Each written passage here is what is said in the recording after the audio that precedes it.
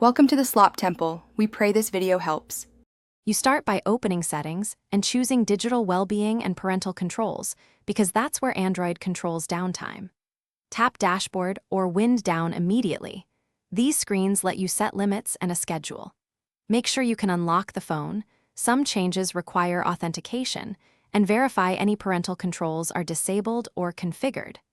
Once you've reached the right screen, you're ready to create the actual downtime period. So proceed to pick the app timers or full device mode. Now configure the downtime itself by choosing bedtime, focus, or app timers depending on whether you want full lockout or selective limits. Set a start time and end time, then pick repeat days so it runs automatically.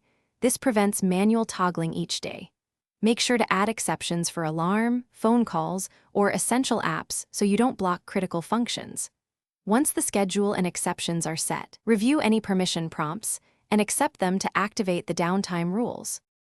Finish by enabling the schedule and running a quick test. Set a 10-15 minute trial window to confirm behavior. If the downtime doesn't activate, restart the device first. Many settings need a reboot to take effect. Make sure battery optimization or a third-party security app isn't blocking digital well-being. If conflicts persist, remove those optimizers temporarily and retest. If alarms or calls are still blocked, revisit exceptions and permit the needed apps so downtime is strict but not disruptive. Thanks for watching. Consider subscribing if we helped you.